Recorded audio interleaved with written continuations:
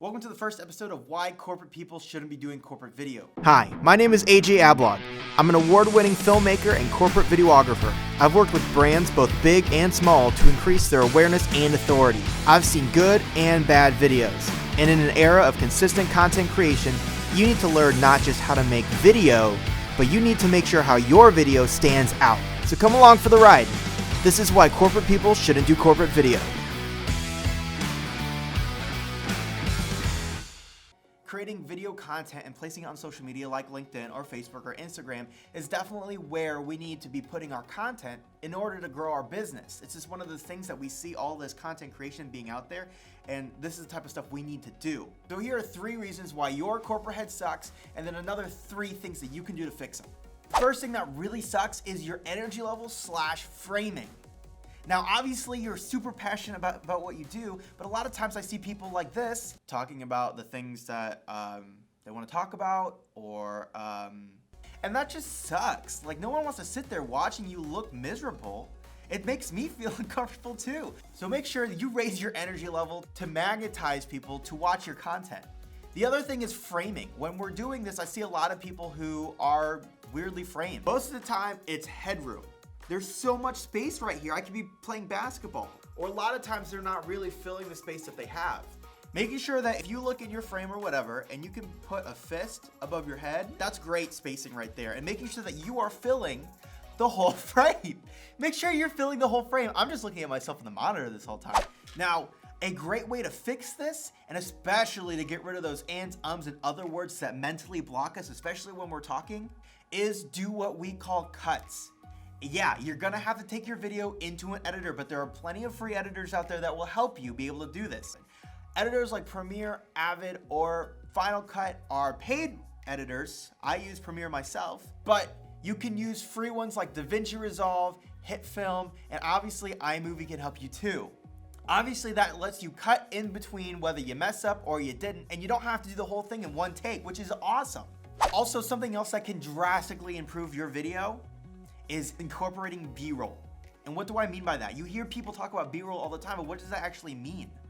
Talking head or an interview like this is what we would call A-roll. It's our primary role in video. What we consider B-roll is basically our B footage. We have our A, which is our primary footage, and our B, which is our secondary footage. B-roll should be used to show what you are talking about. So once you're done shooting all your A-roll, think about what you've talked about. I mean, really do think about it.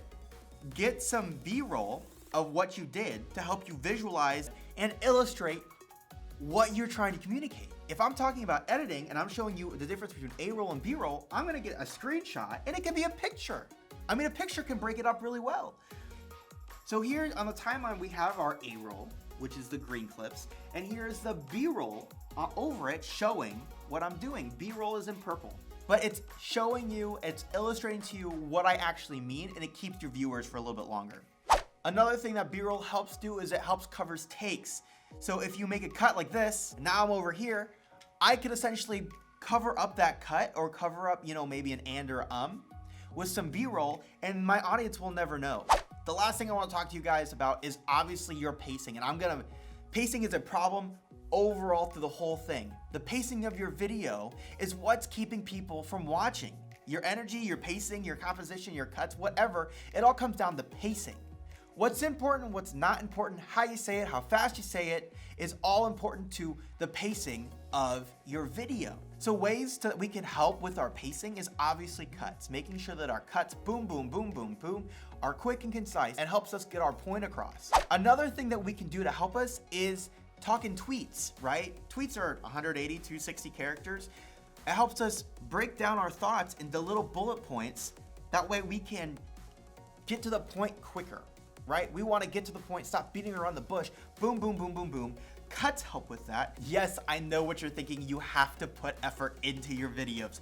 Yeah, you do. If you want them to be great, you gotta put effort into it. Something that's always helped me is that when you're getting ready to do a video, make sure you're planning and thinking about how you're gonna edit, not only while you're planning, but while you're shooting.